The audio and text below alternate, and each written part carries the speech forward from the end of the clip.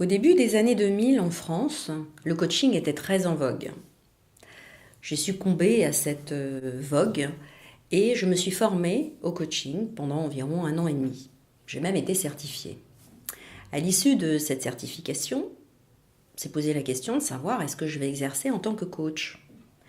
Et en fait, intérieurement, je sentais que la réponse était non. Je n'avais pas réussi à déterminer précisément pourquoi, mais j'avais l'impression, l'intuition qu'il me manquait des billes, que j'avais pas tous les éléments en main, que je pouvais pas réellement maîtriser la situation, avec notamment les personnes que je souhaitais coacher, enfin, ou que j'aurais eu l'intention de coacher. J'ai fait quelques recherches et j'ai découvert que la plupart des techniques qui étaient utilisées au travers du coaching provenaient en fait d'une autre discipline qui s'appelle la PNL, programmation neuro-linguistique.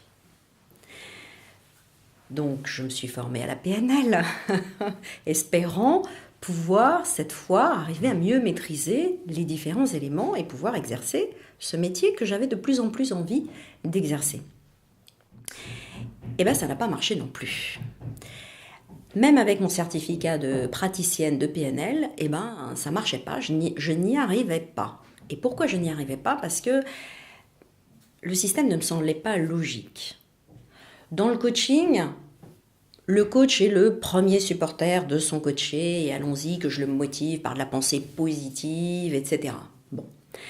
Dans la PNL, l'aspect est un peu différent. Dans la PNL, on identifie des conditionnements que l'on qualifie de négatifs et on les remplace par d'autres conditionnements qui sont jugés plus positifs.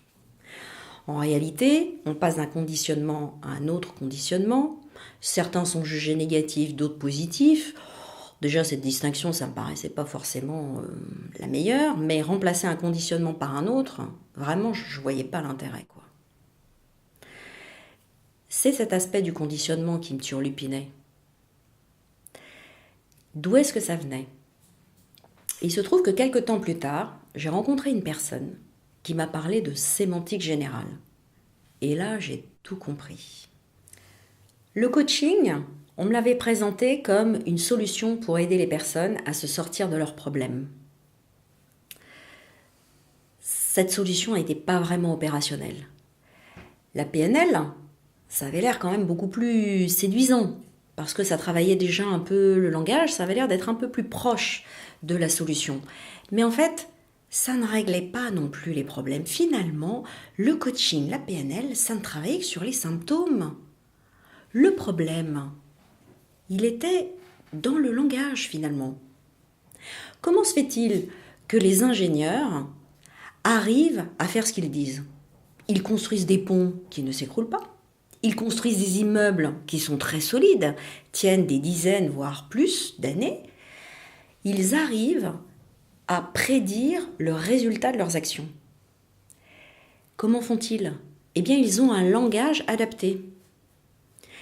Ils utilisent un langage adapté, un langage qui leur permet de prédire avec une probabilité, voire même une quasi-certitude, le résultat de leurs actions.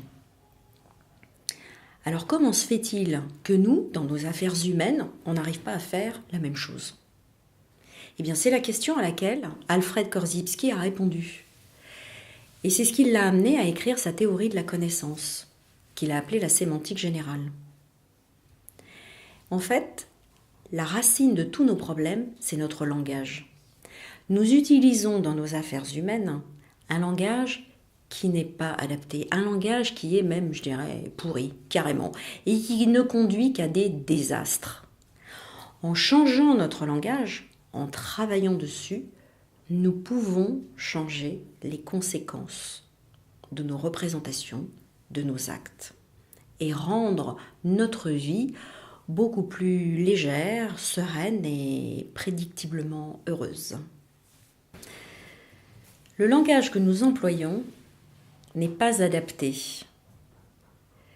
Il n'est pas adapté aux situations que nous entendons résoudre.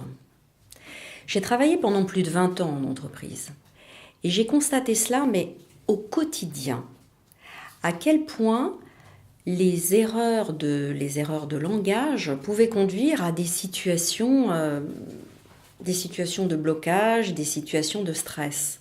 Lorsque j'utilise un outil pour exécuter une tâche et que cet outil ne me permet pas de réaliser cette tâche correctement, il se passe quoi? J'angoisse. Et je crée comme ça, tous les jours, plusieurs fois par jour, des petites angoisses qui vont s'accumuler les unes après les autres. Et au final, il va se passer quoi?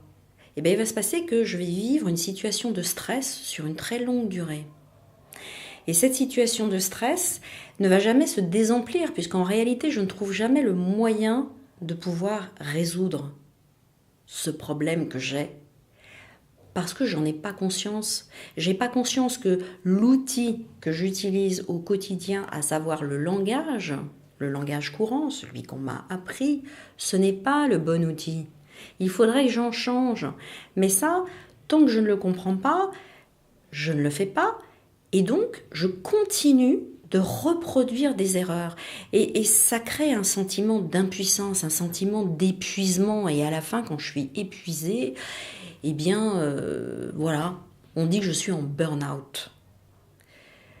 C'est ça le burn-out. Le burn-out, c'est cet épuisement au long cours dû à cette impuissance parce que je n'utilise pas le bon outil pour faire ce que j'ai à faire.